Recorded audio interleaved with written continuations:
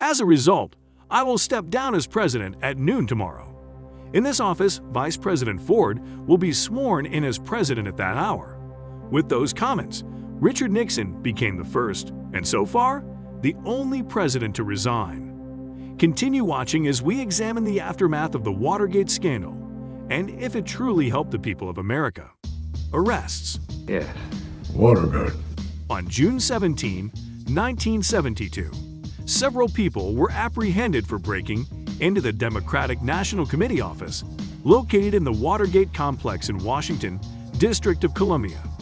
The criminals had ties to Richard Nixon's re-election campaign and stole documents and wiretapped phones in the campaign headquarters. After being revealed by Woodward and Bernstein on August 9, 1974, President Nixon resigned from his position as president. Despite having taken strong measures to cover up the crimes, many people in the United States began to distrust their leaders, and the presidency after Watergate permanently altered American politics.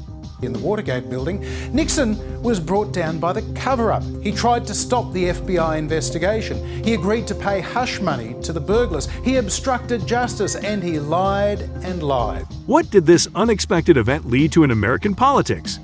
Did it bring new changes to American politics? Also, how were presidents after Nixon received by the public? Please stick with us as we tell you about the results that Nixon's actions brought. The burglars break-in.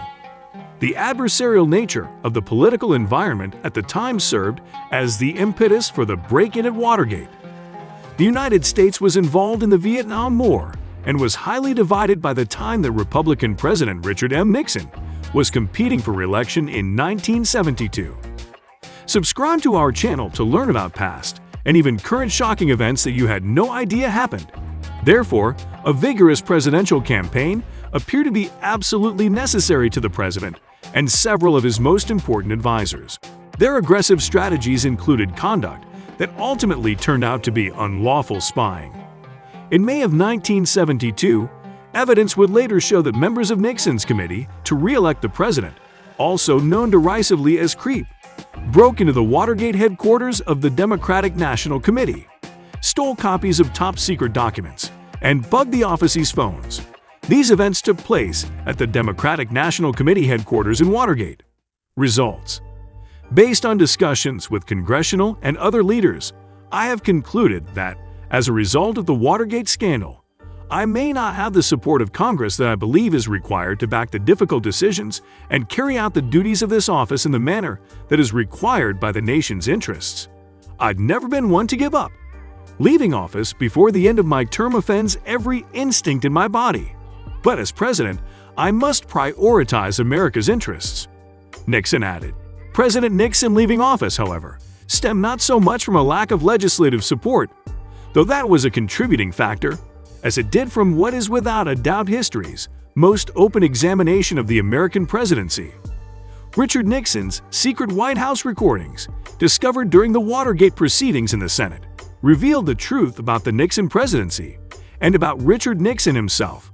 The thing is, even if Americans wanted to believe the president when he said he was not involved in the Watergate cover-up, the recordings indicated otherwise. The public response. The inability of Americans to square Nixon's public comments with the content of the hidden tapes led many of them to the conclusion that their president had been dishonest with them. I let my buddies down. I've let the entire nation down. I let down our entire governmental system, which dashed the expectations of many young people who should be working in government, but don't because they believe it's too corrupt. I let down the people of the United States. In addition to that, I'll have to carry that burden for the rest of my life, Nixon said. After such a shameful scandal, how did the former president restore his reputation? And how was he received? Please stick with us as we tell you more about it. The pardon? One of President Nixon's urgent concerns was addressed by his successor, Gerald R. Ford. A month after the former announced his resignation, the latter announced to the public that he would pardon Richard Nixon for whatever transgressions against the United States that he, Richard Nixon, may have committed or participated in between July 20, 1969 and August 9, 1974. Ford stated that he did so to save the country more and extended strife from Watergate because Nixon would not be able to get a fair trial and because Richard Nixon and his loved ones had suffered enough. Many people responded negatively. President Ford has insulted the Constitution and the American legal system. The act is very misguided, divisive, and unfair, according to the New York Times. It is an outright partiality. It can only enrage and dishearten millions of his fellow citizens who believe that at long last, the rules of this country would be applied without fear or favor. After Spiro Agnew resigned in December 1973, President Nixon appointed Ford as his vice president in the midst of the Watergate affair. Some assumed Nixon had obtained the position in exchange for a promise of a pardon, which the president angrily rejected. Ford was called before a House Judiciary Committee panel to justify his actions, and just over 2 years later, he lost the presidency to Jimmy Carter, a setback that Ford and many others blamed on the pardon. Time, on the other hand, has convinced many former detractors that Ford was correct. For the pardon, he was awarded the John F. Kennedy Profile and Courage Award in 2001. I was one of those who spoke out against his action at the time.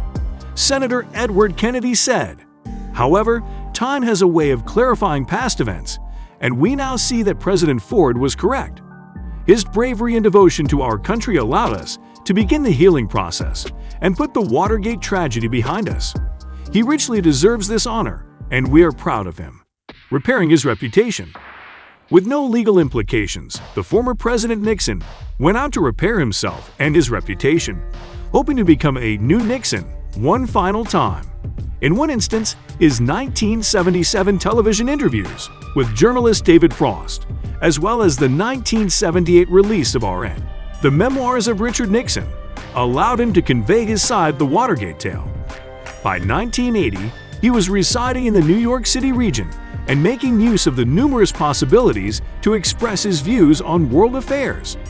Despite the internal instability that his administration had caused, Richard Nixon was still remembered as the guy who had opened China, negotiated arms control accords with the Soviet Union, and brought the Vietnam War to a close, however painfully. Nixon died in 1994, and every living president attended his funeral. That day, President Bill Clinton stated, "May the day of judging President Nixon on anything less than his full life and career come to an end." However, Watergate remains the most memorable and consequential feature of Nixon's career. During campaigns, presidential candidates claim that their opponent is ultimately untrustworthy. Basically, just another Nixon, a strategy that Richard Nixon himself used in his early campaigns. Ironically, such black and white questions about character do not appear to increase trust in the president, public officials, or the government as a whole. Policy issues may be argued logically and are frequently amenable to compromise. Trust issues frequently boil down to sentiments and emotions. It would be a mistake to blame Richard Nixon for everything, but it would be equally irresponsible to dismiss the consequences of the June 17, 1972 break-in at the Watergate office complex more than 4 decades later. Thank you very much for spending time buzzing another secret with us. To learn more about the scandal and how it shook American politics, watch this video. Watergate Scandal, major political scandal that took down the presidency. You will not be disappointed. We'll see you around.